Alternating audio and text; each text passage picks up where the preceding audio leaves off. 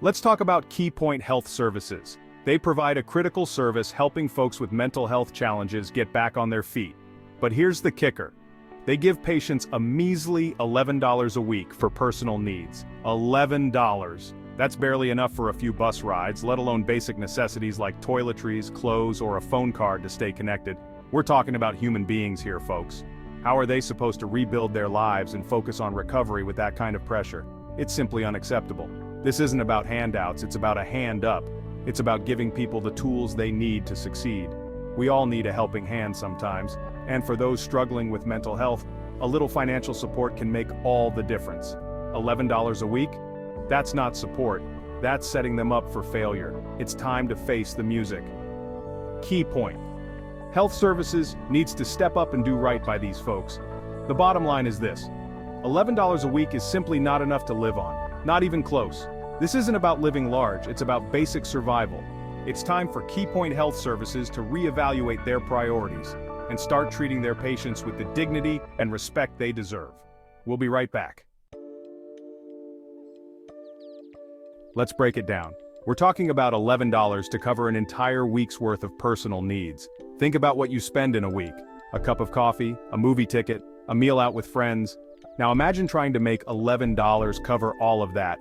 Impossible, right?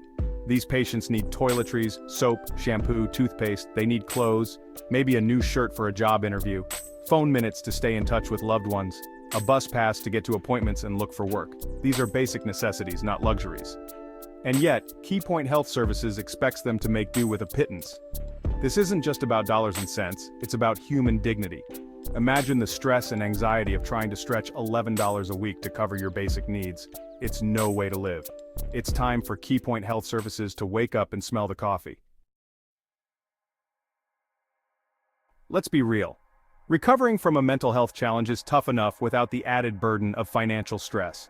These individuals are working hard to rebuild their lives, to develop skills, to reintegrate into society. They need support, not setbacks. Imagine trying to focus on therapy when you're worried about how you're going to afford your next meal, or trying to attend a job training program when you can't even afford bus fare. It's a recipe for disaster. Key Point Health Services is supposed to be helping these folks get back on their feet, not kicking them while they're down.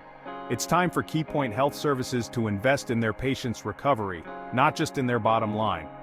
A decent personal needs allowance isn't just about meeting basic needs, it's about providing hope. It's about showing these individuals that they are valued, that their recovery matters. It's time for Key Point to do the right thing.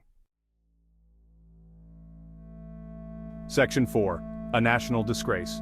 Comparing apples to oranges. Let's compare apples to apples, shall we? The federal minimum wage is over $7 an hour. That means someone working a full-time job earns over $280 a week. And Key Point Health Services thinks $11 is enough for someone trying to rebuild their life? Look, I'm all for personal responsibility, but you can't expect someone to pull themselves up by their bootstraps when they don't even have boots. It's like asking someone to run a marathon with a broken leg. It's simply not realistic.